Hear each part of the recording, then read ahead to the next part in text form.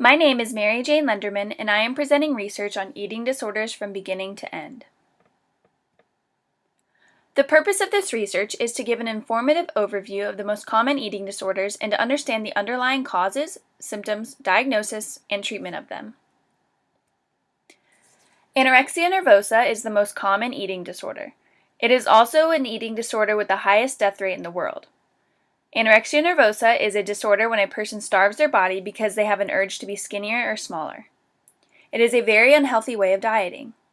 Signs that someone could be slowly developing this disorder are ignoring hunger, constant dieting and calorie counting, and excessive exercise or cardio regimen as an urge to burn large amounts of calories. Symptoms of anorexia nervosa are fears of gaining weight, constant negative thoughts about their own body image, and poor food intake. Bulimia nervosa is another common disease that involves consuming large amounts of food and forcing oneself to throw it up because of guilty feelings. This is an easier disorder to hide from people because it is normally something done in private. Signs that someone could be developing this disorder are negative body image or constant remarks of being fat or big. Symptoms of bulimia nervosa are scarring of the knuckles from self-induced purging, reduced energy from lack of digested food, and stained teeth and an inflamed jaw from excessive vomiting. Binge eating disorder is the third most common eating disorder. This disorder is more concerned with accidental weight gain rather than forced weight loss. Individuals with this disorder will overstuff themselves for attention, even when they are not hungry. They will eat themselves into a state of pain. Signs that someone can be developing this disorder are developed personality traits like self-consciousness and sensitivity to others' opinions. It is also common for someone to develop this disorder if a close friend has this eating disorder. Symptoms that someone may already have this disorder are excessive exercise to supplement the large portions of food they stuff themselves with. A feeling of guilt for all the food that was consumed usually motivates this excessive exercise. There are three common causes of eating disorders: the media, body dissatisfaction, and genetics. The media plays a role in development of eating disorders because it distorts realistic body image. Models are photoshopped and airbrushed.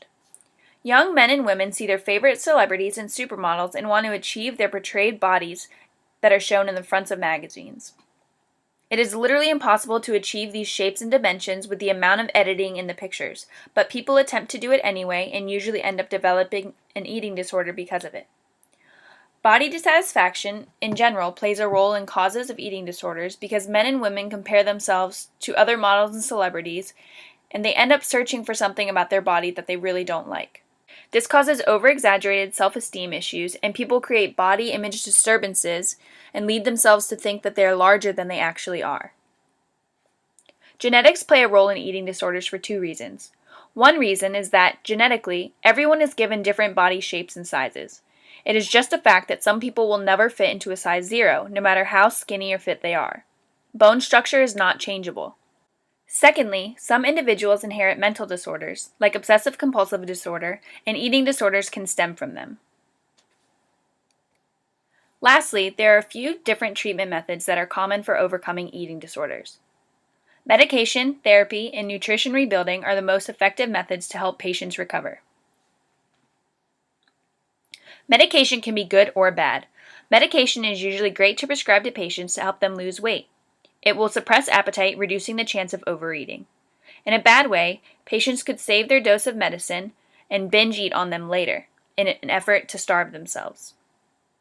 Therapy is used to help rebuild a patient's self-worth.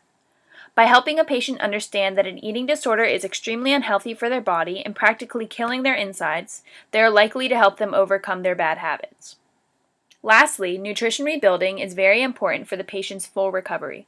It is very important for patients who have been starving themselves to get the vitamins and minerals back into their bodies to rebuild bone density. Without this, it is likely for them to develop bone fractures throughout their body. In conclusion, it is important to educate teenagers about eating disorders, specifically letting them know why they are so unhealthy for the body. Nutrition classes can help teenagers to understand the importance of nutrients that the body needs. Also, relaying the message that exercise should be for fun rather than for excess calorie burn can help in developing dieting habits later.